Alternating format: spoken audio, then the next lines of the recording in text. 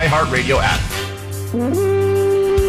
Vikings postgame coverage continues now with Vikings Overtime on FM 100.3 KFAN and the Fan Radio Network. Vikings Overtime is presented by Xfinity, Profile by Sanford, TimberTech, Carboni's Pizzeria, the Hair Restoration Institute, and by Honda. Now with more postgame coverage of today's Vikings game, here's the fans, Eric Nordquist, AJ Mansour, and Paul Lambert.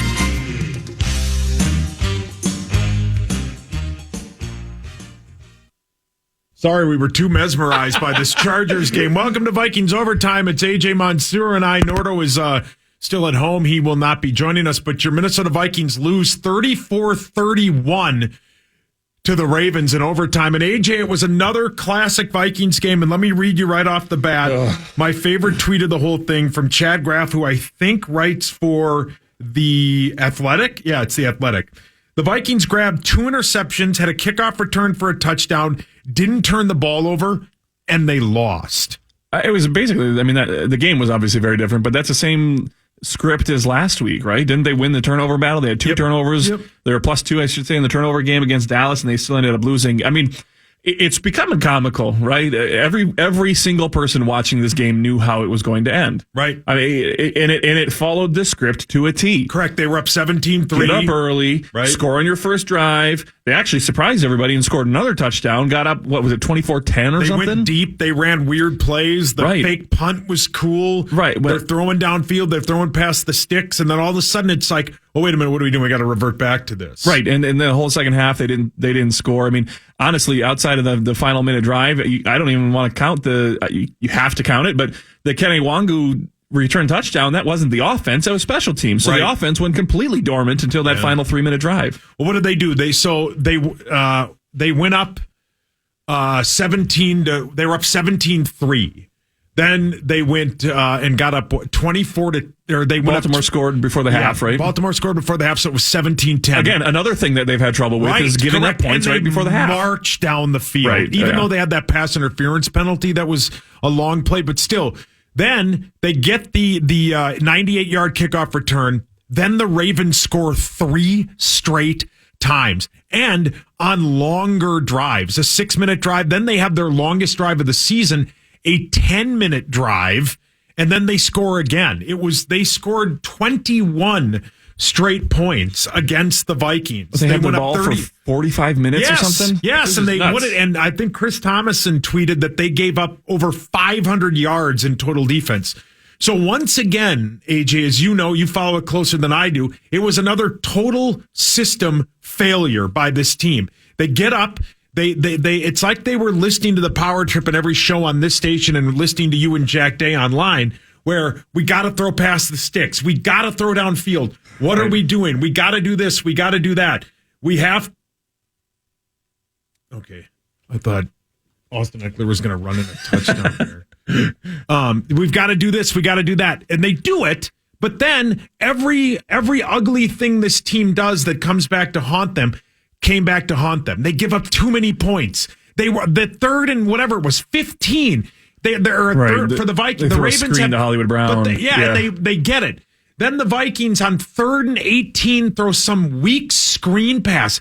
Every time, it's almost like they start to play give up football with this team, and they lose again, albeit in overtime. And although they were 7-point favorites, and although they're without their 2 best defensive players, Danielle Hunter, who they knew they're going to be out with, and then this morning we find out that Harrison Smith is going to be out. So it's that nonsense. And then it's one thing after another with this football team, but they battle back. They're there. They're in the game. That drive by Cousins on the 1-yard pass from Cousins to Thielen. Great play. You get the 4th down play from Cousins to Justin Jefferson. Great play. They're in it. It's not the quarterback's fault. And then they get the pickoff and they get the interception in overtime. Right. They almost get a delay a game, so they waste a timeout. They run a stupid out route bit to Cook for 2 yards.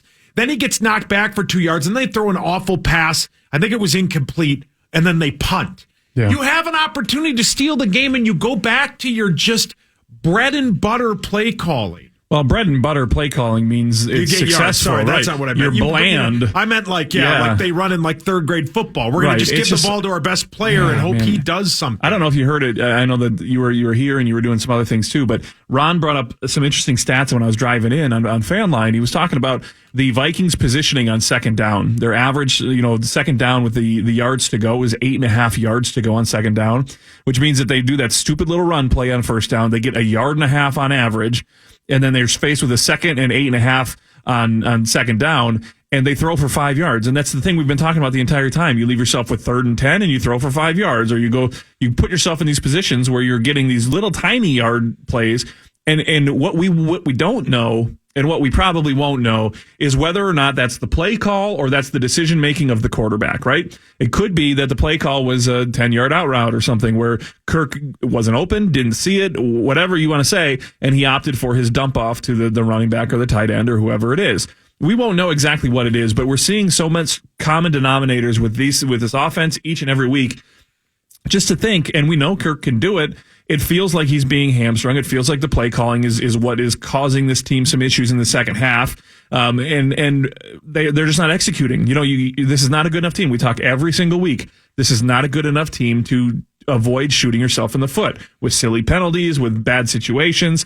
Every week we're going to talk about a different situation with the coaching staff and a decision. You talked about that timeout that they had to take after the interception in overtime. Hideous. I mean, there's just too many things going on that just prove that this team is not ready to compete. But you look at the roster and you think that they have the talent to compete. That's where I'm lost, right? They do have something is just not working. It's weird. It's either the play call. You look at, we're watching this Packer Chiefs game. The Chiefs have, you could argue, one of the best quarterbacks of all time. Maybe not this year, but he's got the track record. Sure. They're only up 13 on a team this Packer team is terrible without their quarterback. Just terrible. And there goes Dylan again. Right. I don't know what Aaron Jones' situation is. I don't know what's happening either, but that's besides the point. The Packers are 7-1 team. They've scored 0 points. Now you go over and you go, they don't have their quarterback. DeAndre Hopkins and Kyler Murray were late scratches in the Arizona game. They're up 31-14. Right. That's just a team that is coached well, and it's the next man up mentality that they have, and they roll with it. But then you watch this Vikings team, and you're like, okay, Bina made the good play in the interception, but every time they need something, it's stupid penalties or the pass interference penalty towards the end of the end of the second half. Or first half, that got them that touchdown play that they threw to the fullback. It's stuff like that. Like, what are you doing? They just continuously shoot themselves in the foot. You're just talking about whether or not the struggles on offense is a Kirk Cousins situation, a Clint Kubiak situation, whatever that is. I'm stumbling upon a tweet right now from Chad Graff. You mentioned him earlier. Yeah. He tweeted out a quote from Kirk Cousins, who was talking about how the Vikings on that third down play in overtime, so after the Anthony Barr interception, that third down play, Kirk Cousins said that the Vikings had a longer developing route play and pressure got to him before those routes opened up. But against a team that's infamous for blitzing, how do you not give Cousins at least one route that could be open quickly? Yeah. Those are the sorts of situations where you do see the coaching staff maybe not putting this team in a position to win. There was a caller that called in for Fan Line and said the coach's job is to put the team in a position to win. You don't do that when you call plays. You try to take advantage on a deep route when you're looking for 7 yards or whatever Correct. It was, and you know that they're going to bring pressure. They're going to do that, and Kirk can't handle the pressure. Our offensive line can't handle the pressure. What did we hear all week from the wide receiver from PA and the talking heads around the building and on the air and all that? That they can get exposed in their secondary, right? They can do that. You throw to Justin Jefferson the first touchdown of the game, a 50-yard touchdown. You know how many yards he had after that? 19. He had 69 yards and 3 catches. Why do you not go back to him? And Courtney Cronin, I think you were tweeting it as well.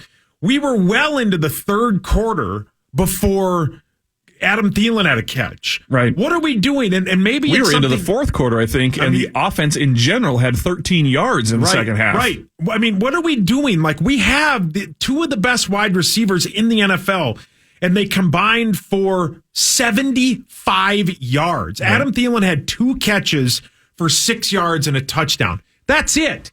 Right. What are we doing not exposing this team deep when on the Jefferson touchdown deep, One, it was a great play, and he was wide open. Why are we not continuously going down the field? But they have this, and one of the fan line callers called in, and I thought it was a great take. Just because Adrian Peterson is back in the league doesn't mean we need to run this team like Adrian Peterson is on the team. That's a great take. It's like they have to force feed Dalvin, who Dalvin isn't what he used to be. He had that big 60-whatever yard run. Then he had like 50 yards after that. Well, how about that? I know you were back here listening to Pete and PA were talking about how Dalvin had 90 yards of rushing in the first quarter. Right. And before he finished with 110. Before that final drive, he had 82. Like he had gone backwards 110 in the second half. Yeah, because they and they get it. They know what they're going to do. Perfect example. You get that turnover. You and I have watched a ton of football in our lives. You get that turnover in overtime. You pick the ball off, and most Ravens fans and people on that side are going, "Well, that'll probably do it." You go deep. At least throw it. Maybe you get a pass interference call. You get one of these all-pro wide receivers that you have down the field. Maybe you get a pass interference call. Maybe they catch it. Or you put it somewhere where nobody else can get it, and it's just you try. But what do? You throw a dump off to Dalvin for 2 yards. Right. Not a screen pass to Dalvin where maybe you catch him off guard. Not a draw play to Dalvin where maybe you catch him off guard. You run a swing pass to him, and you get 2 yards. And then you almost get a delay of game penalty. And then you have 12 men on the field on your defense. What? It's the same thing. They find ways to lose. Yes, are they in close games? Sure. But they're now a 3-5 team who now has to play a Chargers team who just won on the road in Philly by a field goal. The Chargers aren't the team everybody thought they were, but they just won a big game on the road, which the Vikings could have today. And then you get a Green Bay team who's terrible today, but they're going to get their guy back, maybe. And it'll be a whole different thing. This is, as we always say, AJ, you and I and Nordo always say, Mike Florio tweets about it. They never bottom out. This is an 8-9 team. This is a 7-10 team. It's exactly what this is going to be, and you'll get the 12th pick. They just can never bottom out. Yeah, and it puts you in that weird spot right in the middle, right? So we talked about this at the beginning of the season, where we're wondering whether or not we're missing the window of opportunity for some of these players, right? You have good players, Dalvin Cook. You have Eric Kendricks on defense. You have Kirk Cousins, however you feel about him. This team feels like it's missing the window of opportunity on Adam Thielen. Justin Jefferson's still very young, but remember, when you talk about the players and how championship teams are built, how good playoff teams are built, you get a good young player like that on a rookie contract before they count $1 million plus, $10 million against the cap each season. Or 40, right, like ours does. And have a negative impact on this team, the bigger picture of this team. So Justin Jefferson fits that mold perfectly. Kirk Cousins is what he is, but he's not the problem so far. You have enough weapons on this team, on both defense and offense. Now, we've talked about the depth. We've talked about how that isn't there, and that might be part of that situation, right? The Kirk Cousins contracts, the Danielle Hunter, Anthony Barr contracts. Ryan O'Neal. Put you in a tough spot, right? Yeah. Don't allow you to have some of the depth that you're looking for. And at the same time, you still have enough talent to go out there and compete.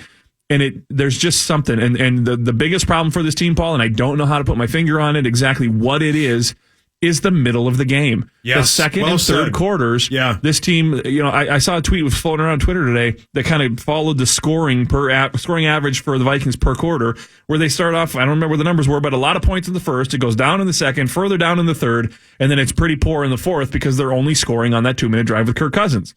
That can't happen. You have to have some semblance, and if your defense isn't good enough to keep the other team off the board in those middle frames, you're going to lose games the same way that they've lost them so far for 4 straight weeks.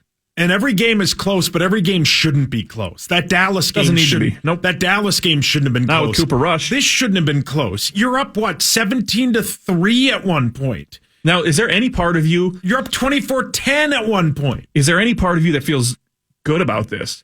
Because the way that it ended, nobody feels good. We're all left with that same bitter taste that we've had in our mouth all season long. But this was a game we were supposed to lose, right? I mean, what was it? What was the 7-point favorite? 7-point favorites? 7-point dogs. That's a pretty big spread right there. I mean, we were supposed to lose this game, and we ended up losing this game within the point spread. Yeah. I don't know, but I don't feel good. I don't feel good about that. No, and I think, AJ, you know as well as anybody because you follow it and you write about it for KFAN.com and all that stuff. They're in a situation where to a lot of fans, and whether you like it or not, Mike Zimmer is dead man walking at this point. Right. He just is. People are tired of they went for it on fourth, but you watch some of these other games, which I know you do, and I know a lot of people do with Sunday Ticket and all the other ways you can watch games, Red Zone. You watch all these teams like go for it on like fourth down and go for it on 4th and 6. I mean, you're watching a Dallas team, albeit they're way behind. They're going for it on like 4th and 5 and on their own 30. Even that Ravens team, I don't know if, unless it was like egregious and they're on like their own 15, I don't know if they punted. I heard they the Cardinals constantly go for it. They went for a 4th down. The Cardinals did on my drive in today. And at the time, I don't remember how they ended up doing on that particular play, but they were 7 for 7 on 4th downs this season. Yeah. That's creativity. Yep. That's being aggressive. That's finding your spots. That helps and knowing what your team is. MVP quarterback, but still, that's being creative. And we saw a little bit of it, but like we saw.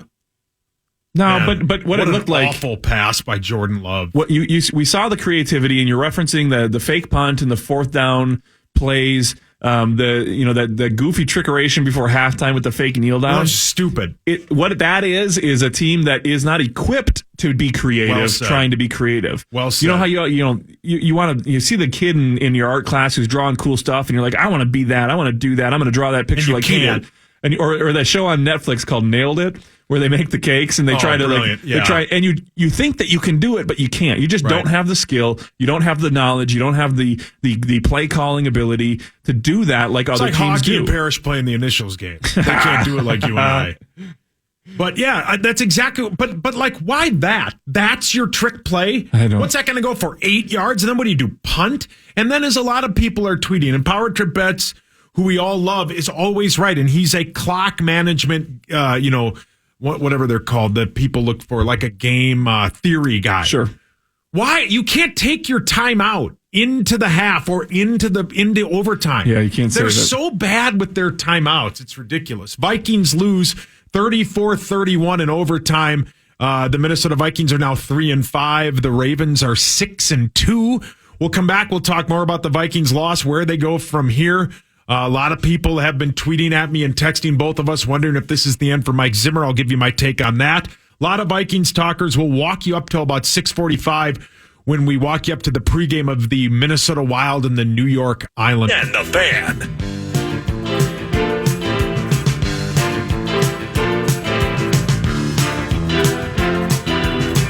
Minnesota Vikings lose 34-31 to the Ravens in overtime. Kirk Cousins had about the same yards, 187, as he did last week. He throws 2 touchdowns. He threw one in a clutch situation when he threw it to Adam Thielen for the 1-yard touchdown that tied the game up 31-31. But then the Ravens get the ball twice in overtime, and they get the field goal from Justin Tucker, who is unbelievable at kicking field goals. And PA said he's about as reliable as the sun. That's a great take. That's a great point. Here comes the pass rush from the Chiefs, and here we go again. 13-0 Chiefs over the awful Packers without... what are Packer fans thinking right now? Well, if this really is the last dance, if this is the last season for Rodgers in Green Bay, you're getting a little glimpse of what next year might be like. Well, I heard a bunch of rumors that there were teams that were trying to trade for Jordan Love, but they didn't want to they wouldn't give him up. But it also shows, like, and I know we love Matt LaFleur. Kansas City's not a good defense. Kansas City's terrible. And you look at this Kansas City team, they're one of the worst. I think they're the worst rush defenses, but all they're doing is they're just bringing the house. And they're just throwing the ball up to Adams. Yeah, they're making him throw it. But their defense is awful, but they're shutting out the Packers, but the Packers have looked not like the Packers. This looks like a preseason game. This looks like the Vikings preseason game when they played in Kansas City and had There's no a lot choice. of ugly football today. Yeah, well, how about the Bills? We'll get into Jaguars? that. We'll do a full segment on. We'll go around the NFL in the next segment. But I said before the break, AJ, that there are a lot of people, friends of mine, who will remain nameless. People on Twitter and all the callers on Fan Line that are like, "This is it. You got to get rid of Zimmer. You have to get rid of Rick." I'll say this, and this is just my take, Age, and then we can get your take on it. Are you kidding? My Lord, the Chiefs are bad on defense. You didn't fire him last week after that debacle against a backup quarterback who, in his first start, who marched down the field. You almost lose that game to now. I mean, look at Sam Darnold. Marches down the field. He threw 3 picks today, and basically there are people who know more about it than we do in the football world, like the Dan Orlovskis of the world and all those guys that are like, it's over for Sam Darnold. That's it. Like, his career is probably over. He's just going to be like a journeyman backup for the rest of time. We almost lost to them. And now, it's just Hail Mary in the backyard with this team. This looks like a Madden game where the defense blitzes every single time and the offense just throws it up. That just runs field goal rushes. My brother always did. But to my point, you didn't fire him after the Cowboys game. You did give up a double-digit lead on the road.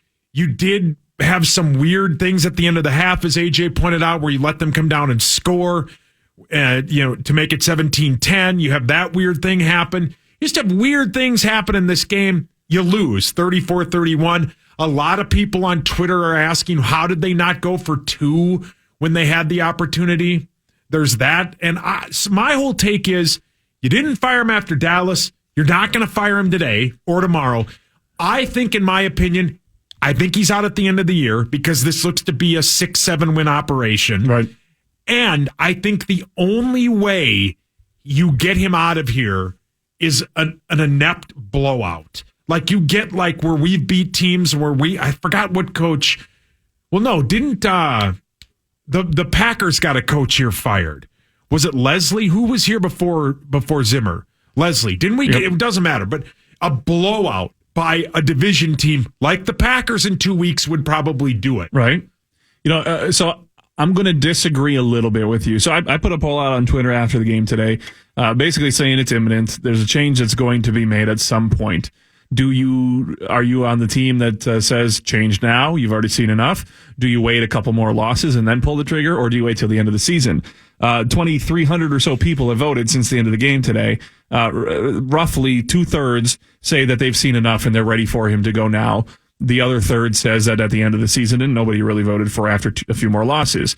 The reason why I would argue for sooner rather than later is you're at some point, if this continues, if we, not just the losing, but the same issues that we have been seeing the last couple of weeks, the second half adjustments, the doldrums in the middle of the game, the bad coaching snafus towards the end of the game when it comes to time management, those sorts of situations, if those continue to happen, at some point you're going to lose the locker room. Yeah. There's going to be people that are speaking out. There's going to be some things that come out. And when you start to lose the locker room, dumb things happen. People start playing a little more selfish, looking for their bonuses, looking to set themselves up for free agency next year.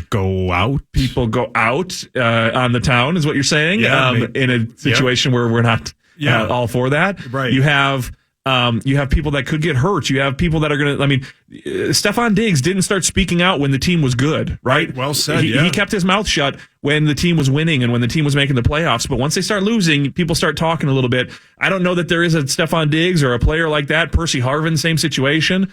I don't know if there is that player in this locker room right now, but who knows? If somebody's unhappy with their situation, they're going to start talking a little bit. And if it just continues like this, the argument on the other side is, for people who say wait till the end of the season like you are, is there's no coach in waiting on this roster, this coaching staff. It's not like, there is a, what's his name for the Cleveland, what's his name? Odell Beckham Jr.? Nope, the coach, sorry. I'm blanking on it.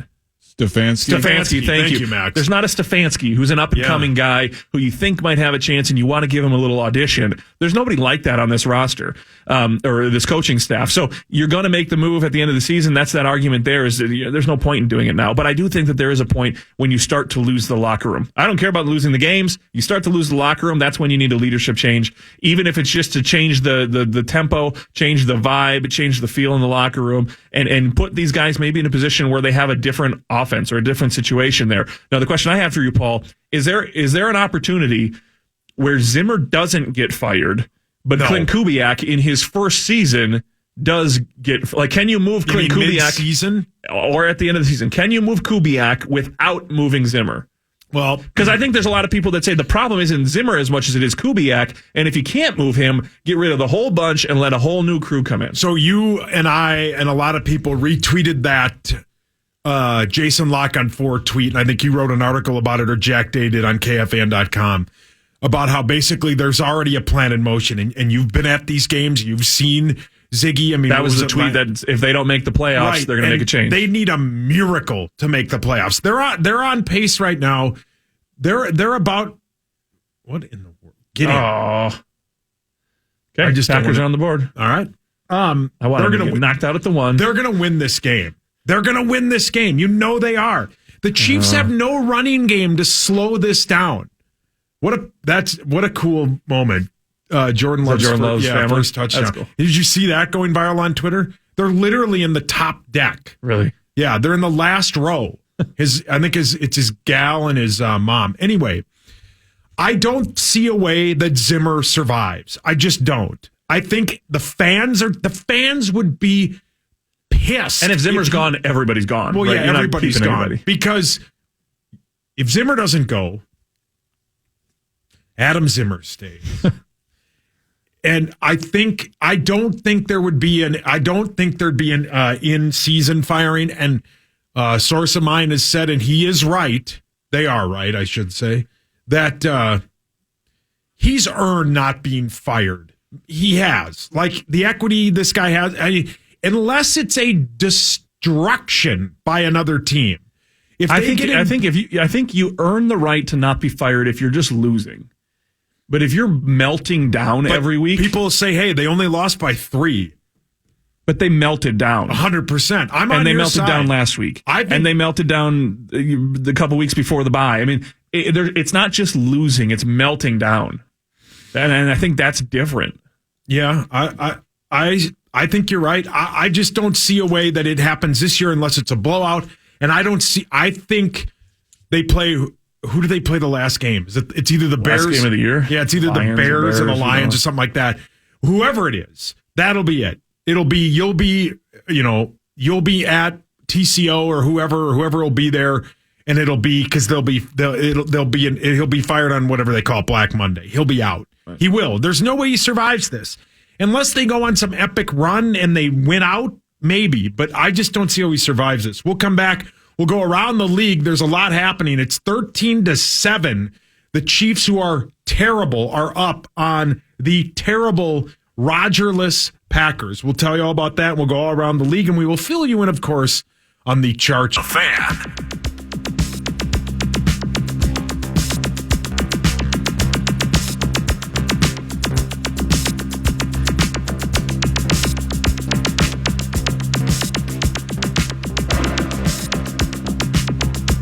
What's happening, sports fans? Your Minnesota Vikings lose 34-31 to the Ravens in overtime. Let's quickly go around the league. The Chiefs lead 13-7 over the Pack. There's 2:37 left. I think the Chiefs have a 2nd and 1 or something. I think they got the first. Oh, they did. So it's 1st and 10. The Pack have 1 timeout left. We'll see how that goes. The Cardinals are taking it to the 49ers. What a disaster the 49ers have become. What a disaster. But if you're a fantasy football person like AJ and I and Max are, James Conner has 3 touchdowns. Yeah, how about that? Chase Edmonds gets hurt right away in the beginning of the game. Conner has 2 rushing touchdowns, a receiving touchdown, 96 yards on the ground, 77 through the air. Colt McCoy, 249 and 1. I mean, where'd the other points come from? Right. Browns 41, Bengals 16, Chubb 137 yards rushing. 2 touchdowns. Burrow's 2 touchdown passing streak snapped. He throws 2 picks instead. The Browns bounce back in a big way. Both those teams are 5-4. And I think, albeit the upset of the day is obviously the Bills in Jacksonville. Jacksonville wins 9-6. Did you watch any of that game? No, because I was just kind of monitoring it. No, it was bad. But I think the upset of the day is the Broncos, who were 10.5-point dogs to the Cowboys. And they got rid of their best player, and they lost 30-16. Yeah, Teddy Bridgewater have a game. Yeah, so there's that. Dolphins 17, Texans 9. No one cares about that. How about the Falcons? They give up the lead. They come back and they win 27-25 in New Orleans. Yeah, great win by the Falcons, who are 4-4. The Falcons have a better record than the Vikings. The Raiders lose 23-16 to the Giants. The Giants are one of the worst teams in football. They have the same record as the Vikings, although they haven't been on their bye, so they both have 3 wins. Let's put it that way. Yeah. Patriots, man, what a defense they have. They pick off Sam Darnold 3 times to win 24-6 over the Panthers. The Panthers are awful. One of them they took to the house, 88 yards. Jacksonville 9, Bills 6. That's the upset of the day. Jacksonville was a 14.5-point dog, although the Broncos one was better, but still, Jacksonville, man, they're so bad. Hey, they've won 2 games. Right, that one just doesn't make sense to me. They have one less win than the Vikings.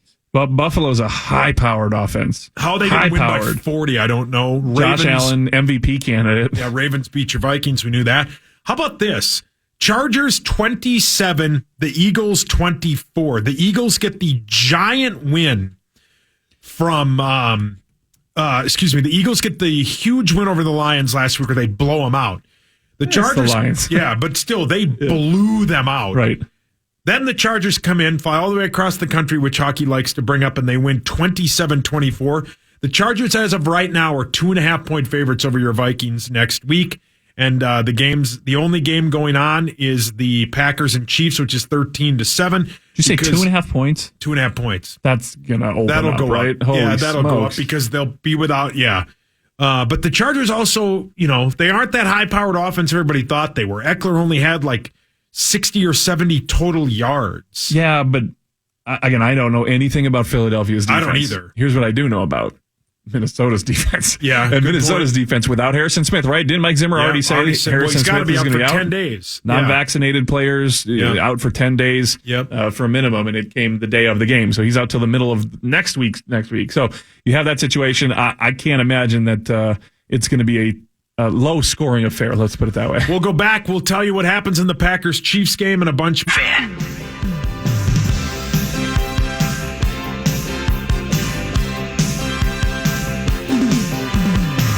It's happening, sports fans. It's final in Kansas City. The Kansas City Chiefs convert, I think, a 3rd and 10, get the first down. They win 13-7 over the Packers. The Packers lose without their best quarterback. It would have been way more fun to watch if they had Rodgers, but they lose. And I think a lot of people around the league are maybe happy that they lost to prove a point, but whatever. It is what it is. It's the world we live in today. But, Chiefs may have saved their season with that win. Mahomes completes the pass, so your Packers are now 7-2. Your Chiefs are 5-4. And the Cardinals now atop the NFC at 8-1. Vikings lose 34-31 in overtime. AJ, we've talked about it this whole time. It's one of those games that it had so many ups and downs, but we started the show with the Chad Graff tweet about how you have Barrero tweeted as well. A 14-point lead twice, a kickoff return for a touchdown, 2 takeaways and 0 turnovers. The tip and the interception late in overtime. It's a game you can't lose, and they lose. Yeah, they just don't have it. Whatever it is, they're just not good enough. They're not consistent enough to make the mistakes that they're making, and that is what it is. I mean, this is when you have a defensive head coach who his calling card is the defense, and that defense is not living up to those expectations anymore, you're going to get some scrutiny. When you have an offense that has the ability to be dynamic, the ability to be high flying, we've seen it. We see it on the first drive every week. But then the wheels fall off and they go back to, being conservative and not doing that. You're going to catch some heck. When you have situations like this today, like last week against the Cowboys, like the Bengals game, like the Arizona Cardinals games, where you melt down, not just lose a game, but you melt down to lose the game, you're going to get some scrutiny. And that's where we are, Paul. I mean, we're at a point there where we're just going to continue to break this down, continue to give them grief and try and figure it out. And I just don't know that there is any figuring it out. They're plus 2.5 next week against the Chargers. They will play in SoFi at 3:15. Final segment with AJ and I when we come back after this. And the Fan.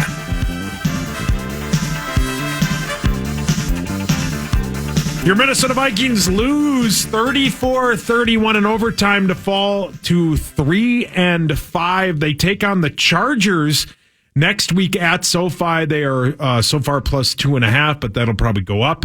They will be without Harrison Smith. They will be without Danielle Hunter, who is out. We don't know about Michael Pierce. That's a whole different thing. But I heard in a pregame interview, Mike Zimmer thought that they might have him this week. Yeah, I heard that too. And that's pre-recorded, so it wasn't a slip of tongue. But that means that they were hoping that maybe they had a chance to get him back today. So I would hope that unless there was a setback, next week Michael Pierce should get back. And then we can really see what that middle of the defense looks like, because that's what they're just getting gashed up the middle by the run game.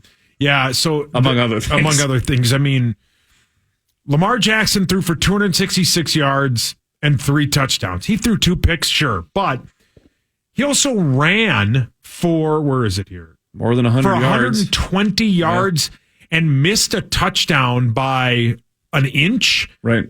So, but then he threw one in instead. It's just, they ran for almost 250 yards. Right. They threw for, they had over 500 yards. 500. You're without Patrick Peterson and Danielle Hunter and Harrison Smith. I get that. But generally speaking, too, it didn't feel like they played great, the Baltimore offense. No, but they got 500 yards. But they were kept in it by awful play calling by the Vikings. And we talked about it an hour ago when we first started this show. You get the ball on an interception in overtime. When you lose you lose the coin toss, they are marching down the field. Justin Tucker is good from here. Right. If he were standing right here, he'd have a shot at US Bank Stadium. Then you throw an awful, 2-yard play. You get stuffed. You throw an incomplete pass. You punt. That's what you do with momentum. That's, in my opinion, AJ, the worst thing that this team does is anytime they get momentum. They had an opportunity earlier in the game to dominate and go up 21-3. They don't. What do? They kick a field goal on 4th and 1. They kick whatever it was. They kick a field goal. They don't dagger teams. That's their problem. The whole presentation on offense and defense reminds me of Eeyore from Winnie the Pooh, where he's just like, okay. Yeah, days, here weeks. We go. Right. Nice interception, Anthony. Right. Now it's time for the offense. And you never get going. You have coaches that come in that first play after the interception. The overtime situation is different because a field goal would win you the game in that situation. But if that was in regulation, you get that interception, the Cam Bynum interception. Let's call that one. Go for it right there. That was another thing. They got a field goal out of that. Right. Go to the end zone. Go nuts on that first play. Do it. Yeah, that's what teams in the NFL do. That's not what the Minnesota Vikings do. That's what the Cardinals would do. Right. That's what the Pack would do. That's what the Chiefs used to do. Right. Vikings lose 34-31. They are now 3-5. They face an uphill battle next week against the Chargers. They go back on the road, go all the way across the whole continental USA, and here we are. They're 3-5. What's on KFAN.com? A bunch of recap of this. Jack Day and I'll get on and do a State of Purple podcast tomorrow to kind of break this thing down. We're going to kind of see what the rest of the season brings. We're not bad enough to start speculating for the draft. We're not good enough to speculate for the playoffs. Yet. Just what we do. Right. Minnesota Vikings take on the Chargers. Up next, the Minnesota Wild, after a 5-4 shootout victory last night, they take on the Islanders at the Xcel Energy Center. For AJ, for Max, for Nordo, nice of him to care. I'm Meatsauce. I'll be back tomorrow, 5:30 to 9 on the Power Trip Morning Show right here on The Fan.